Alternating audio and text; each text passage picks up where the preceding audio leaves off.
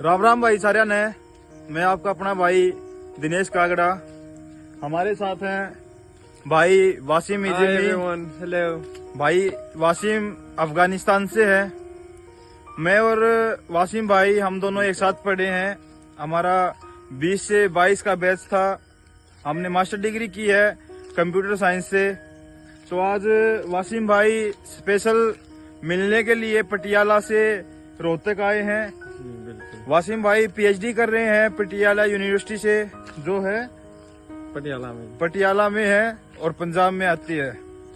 तो काफी समय हो गया था, हमें लगभग 1 साल हो गया था मिले हुए। जी तो आज वासिम भाई से मिलके काफी अच्छा लगा।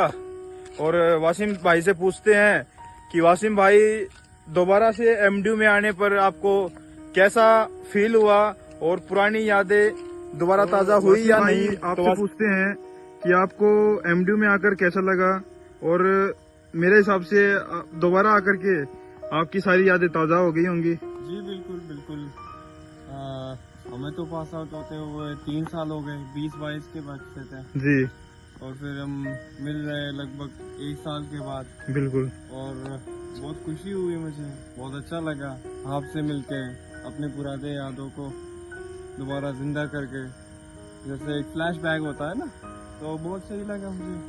और थैंक यू सो मच आपकी मेहमान नवाजी के लिए। अरे भाई हॉस्पिटैलिटी आपने जो किया, तो थैंक यू सो मच उसके लिए। अरे भाई और हम तो यही चाहते हैं कि बस आप हमेशा एमडीओ में रहो जी। ताकि अच्छा, हमारे पास एक मकसद हो, एक बहाना हो, एक कारण हो आने का और मिलने का। तो वासिम भाई ये चाहते हैं कि मैं हमेशा एमडीयू में ही रहूं, यहाँ से बाहर ना निकलूं। यही चाहते हैं वासिम भाई। नहीं, आप बाहर निकले, आप आगे बढ़े, अच्छे से तरक्की करें। पर मेरा ये मतलब था कि आप यहीं पे अगर होंगे ना तो हमारा आने का फिर एक मकसद बनेगा। अच्छा अच्छा। हाँ जी बिल्कुल। आप एक सेंटर ऑफ वो हो जाता है ना कि आप यहाँ पे हैं तो सब ये सोच के आएंगे चलो दिनेश भाई से मिल के आते हैं। मतलब वासिम भाई का कहने का मतलब ये है कि मैं एक सेंटर पॉइंट हूँ जी जी बिल्कुल। सभी को इकट्ठा करने का। और मेरा मानना भी ये है कि जो वासिम भाई बोल रहे हैं वो सही बोल रहे हैं। जब तक मैं यहाँ हूँ तब तक ये लोग एमडीयू आ जाते हैं। अगर मैं यहाँ ना हूँ तो मेरे हिसाब से यहाँ कोई नहीं आएगा। नहीं, फिर मकसद ही नहीं होगा। तो ये वासिम भाई का प्यार है और मैं ये प्यार हमेशा बना भी रहेगा और आगे हम बना के भी रखेंगे। जी जी। क्योंकि वासिम भाई नेचर वाइज बहुत ही प्यारे हैं और वासिम भाई बहुत ही हम भाई सुलझे हुए इंसान है। क्योंकि ये तो आपका बड़ापन है भाई। क्योंकि एक अपने देश को छोड़ करके दूसरे देश में सरवाइव करना बहुत मुश्किल होता है। लोगों को लगता है कि हाँ भाई आप कहीं भी जाके सरवाइव कर सकते हो, लेकिन जितना दिखना आसान होता है सरवाइव करना, उतना ही बहुत ज्यादा मुश्किल होता है। वासिम भाई ने बहुत सी परिस्थितियों में यहाँ रहकर, इंडिया में रहकर अपने आप को संभाला है, अपनी पढ़ाई को कंटिन्यू रखा है। अब वासिम भाई पटियाला यूनिवर्सिटी पंजाब से पीएचडी कर रहे हैं और आने वाले समय में ये अपने माँ बाप का नाम भी रोशन यहाँ से करके जाएंगे, मेरा मानना है ये। तो हम अपने वासिम भाई से पूछते हैं कि वासिम भाई के घर में कौन कौन है। तो वासिम भाई एक बार परिवार के बारे में हमें थोड़ा बता दे। वैसे हमारी फैमिली इतना बड़ा नहीं है। जी। मम्मी अबू है, मेरे एक बड़ी बहन है जी और 2 छोटे भाई, बस 4 भाई बहन है और अम्मी अब्बू। तो आप सबसे छोटे हैं या?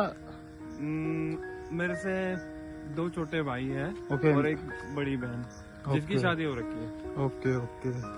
तो ये जो हम वीडियो बना रहे हैं ये अपने परिवार को आप भेजेंगे? जी जरूर जरूर, और तो ट्रांसलेट करके भेजना होगा।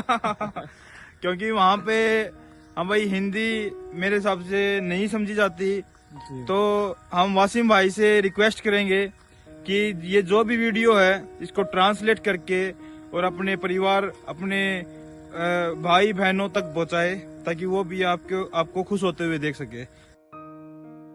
वासिम भाई का भी यही कहना है कि हम दोबारा से वो जो दिन हमने जिए हैं कॉलेज के, वो हम दोबारा जीना चाहते हैं। College life.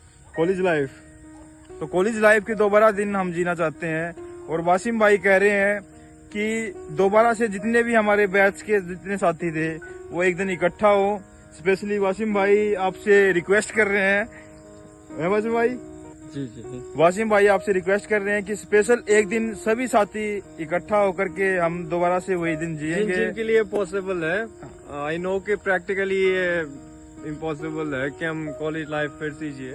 ऑब्वियसली सबका अपना अपना शेड्यूल होता है, सब बिजी रहता है, पर हाँ जिनके लिए वो पॉसिबल है वो टाइम निकाल के थोड़ा कॉम्प्रोमाइज करके, ऑब्वियसली क्योंकि अगर आप चाहे तो हो सकता है, पॉसिबल है। इसी में मुझे मेरी कविता की 2 लाइनें याद आ गई कि जीना चाहेंगे फिर से ये पल, जीना चाहेंगे फिर से ये पल, पर चाहकर भी ना जी पाएंगे, ये कॉलेज वाले जिगरी दोस्त याद तो बहुत आएंगे। तो सभी साथियों से यही है कि अपनी कॉलेज लाइफ को अच्छे से जिए, पढ़ें, पढ़ाई के दोस्तों को याद रखें। हाँ, दोस्तों को याद रखें। वो ओल्ड जीन्स और ओल्ड फ्रेंड्स बहुत सही होती है और फिर मिलती भी नहीं, बाकी तो होना नहीं है। बाकी सबकी पास आउट होने के बाद अपनी अपनी मंजिल है, अपने अपने सपने हैं, और मेरी आप सब के लिए यही दुआ है कि सभी अपनी अपनी मंजिल पर पहुंचे और अपने अपने सपनों को आप कायम करें और अपने सपनों को आप हासिल करें। धन्यवाद, थैंक यू। कालेज दी फिर याद आई, अज कालेज दी फिर याद आई।